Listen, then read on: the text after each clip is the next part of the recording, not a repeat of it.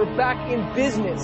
All four running. All four. This time, local controllers have no trouble understanding the message. All four engines serviceable again. Confirm continuing to Halley. Affirmative. Affirmative.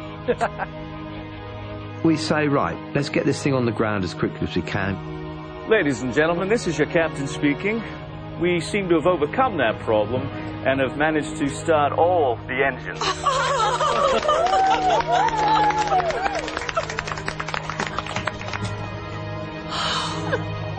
We are diverting to Jakarta and expect to land in about 15 minutes. Captain Moody begins climbing, putting plenty of room between his plane and the mountains below. But as he does, the strange lights that he saw when the crisis began reappear in front of the jet. Now, as soon as we got to 15,000 feet, this St Elmo's fire started again. Now, I'm not slow, so I said, let's get out of here quickly. But before he can descend very far, the plane is stricken again. Engine 2 is surging. The whole aeroplane was shaking. It was just going bang, bang, bang. The atmosphere in the cabin was very tense and very quiet. By then, I think very few people were talking. I think there were quite a lot of prayers going up. The engines backfire violently. The captain must make another fateful decision. Begin shutdown drill. Checklist powering gear. Off. Thrust lever. Closed. We were reluctant to do it, as you can probably understand, but, you know, that was it. So we were back on 3 engines. Now, I'm not a coward, but when you've had 4 engines going, no engines going, you get 4 going and show me any pilot that will quickly shut down that engine, because you're worried that they're all going to stop again. Jakarta, Speedbird 9, leaving 154-120. We are now on 3 engines.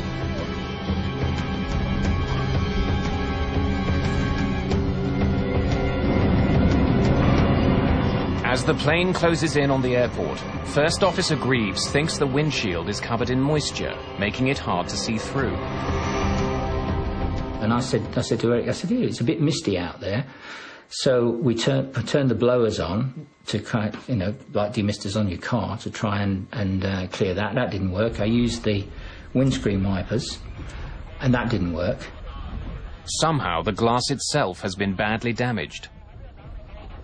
For some unknown reason, I looked out the edge of my windscreen, and about a 2-inch strip down the edge on the left-hand side, I could see much more clearly, but I couldn't see anything much out the front. It was getting more and more opaque the nearer and nearer we got to the lights. The crew get a final unwelcome surprise. Equipment on the ground that helps them descend at the proper angle isn't working. Jakarta ATC. Be advised, our glide path is unserviceable.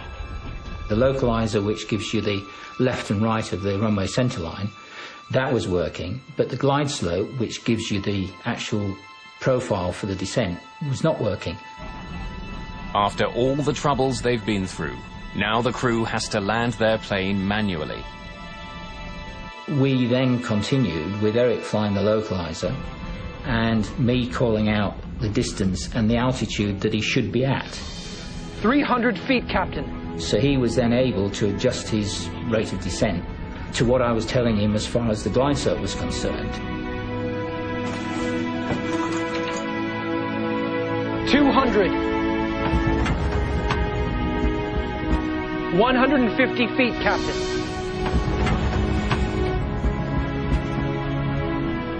100. 50 feet. 30 feet. Oh my God. Oh my God.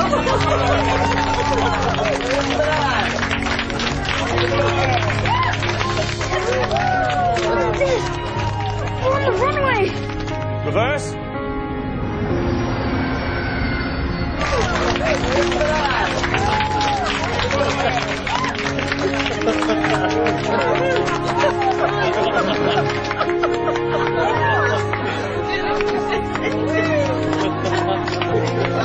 90 knots, 80 knots,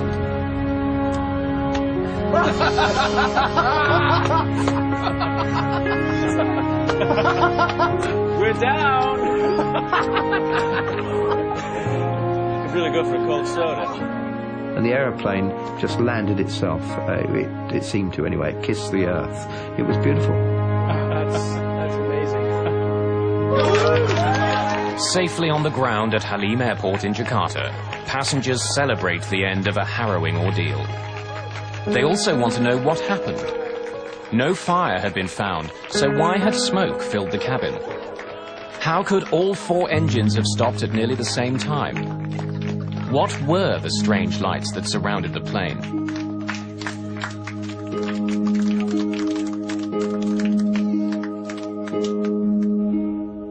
In the cockpit, the flight crew are relieved, but also concerned that they might be at fault. The first